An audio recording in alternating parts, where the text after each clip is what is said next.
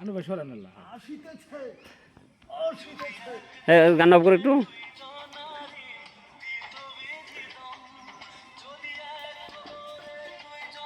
আপনি সকাল হইলেন না, এটা সকা না? এই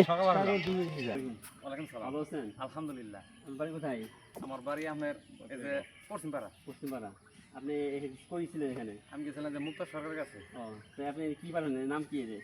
এটা আপনার শকা। আসলে শকা তো নাইকি যাব 2000 সালের আগে দেখছিলাম শকা।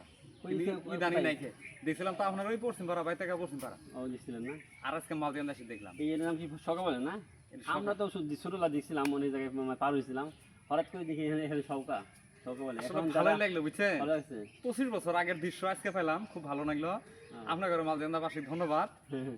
যারা প্রজন্ম যারা আইতেছে, যারা নতুন ছোট ছোট বাচ্চা তারা এই শকা চিনেই না, জানেই না এই জিনিসটা কি গাইস, এখনো অনেকে জানে না, চিনে না। বাচ্চারা আমাদের ছেলে মেয়ে হচ্ছে তা জানবে এই জিনিসটা কি। তো ঐতিহ্য একটা জিনিসটা ভাই মানে কি বানাইছিলেন আমাদের আনোয়ার ভাই, তিনি আসলে এখানে বানানো বলছিলেন, তিনিও এখানে সাহায্য করছে, মানে হেল্প করছে এখানে, তার হাতে অনেক কাজ হয়েছে এখানে।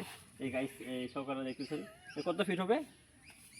75 ফিট তো আমি জানি না, তারপরে কমপক্ষে 22 হাত হবো আর কি। 22 হাত হবে এখানে। এবং এখানে কয়টা বাজ গেছে ভাই? সম্পূর্ণ 6টা বাজ গেছে। 6টা বাজ গেছে। আর এখানে খরচ কত গেছে? খরচ সব মিলিয়ে খরচ গেছে আপনার 70।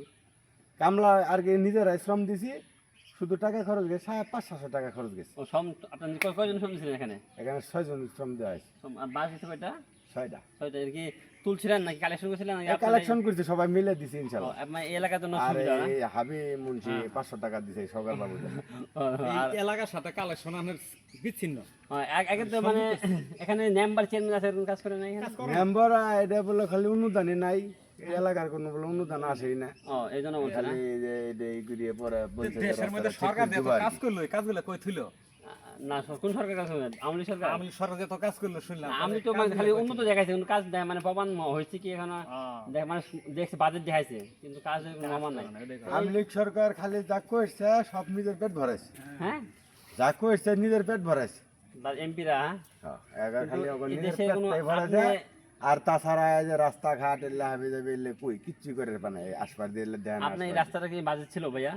এই রাস্তাটা, রাস্তা যেখানে রাস্তাটা, এই রাস্তাটা বাজেট ছিল? এই রাস্তাটা বাজেট বলতে যে বন্যা হলো না, হ্যাঁ, এই বন্যায় অনেকটাই গহীন হয়ে গেছে। হ্যাঁ। এই গহীন হয়ে যাওয়ার পরে পরবর্তীতে আর কি কাজ হওয়ার কথা আছিল, এরপর আর হইলই না। পরে আমরা নিজেরা টাকা খরচ করি হ্যাঁ, এই এতটুকু মাটি মুটি ফেলাই কোনো মতন চলাচল আলারাম করতেছে। আমরা কয় ট্রাক বানিয়েছেন? ট্রাক না ট্রলি? এই যে টুলি দিয়ে এই টুকটাক করে মাটি মুটি আনি। মানে আপনার এলাকার নিজেরা সবাই মিলে করছেন না? হ্যাঁ, এলাকা সরকার সবাই থেকে কোনো প্রশ্ন আসে নাই? কেউ 200, কেউ 500, কেউ 300 এরকম করে টাকা তুলিয়ে আপনার কোনো নিয়ম হিসেবে জানাইছিলেন ব্যাপারটা? এটা জানানি হয়েছে। নাম্বারে বলছে কোনো কাজ এখনো থেকে মন্তব্য বাজার হয় নাই, যদি হয় তাহলে আর কি দেখবো ব্যাপারটা। তো গাইস, আমরা দেখতেছেন এই রাস্তাটা, আপনারা এই রাস্তাটা আপনার বন্যার সময় 2025 সালে বন্যা হয়েছিল। বন্যা হওয়ার কারণে এই রাস্তাটা কিন্তু অনেক মানে 1 হাঁটুর পরিমাণে আপনার গর্ত হয়েছিল। নদীর মতো স্রোত গেছে, এখানে নদীর মধ্যে পানি গেছে। এই পানি দেখেন, এই যে যেখানে 3 চারটে নদী মানে হয়ে গেছে পানিটা, এই পানি সমস্ত এলাকার পানি সমস্ত এই রাস্তার উপরে গেছে। তো কেউ ব্যবস্থা নেয় নাই।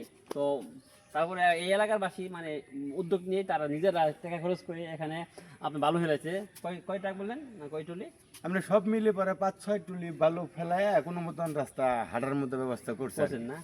আর এলাকার এই এলাকার বাসিন্দারা মিল্লা এই সাউকা, যা বলে সাউকা বলে আমাদের বাঙালি ভাষায় সাউকা, আমাদের যেটা উঠি, এই সাউকাটা করা হয়েছে। ঠিক আছে, উঠতে ভালো লাগে, বাট আমি আগে তো ছোটবেলা উঠতাম, এখন বড় হয়েছি, এখন ঢাকা থাকে, উঠা যায় না।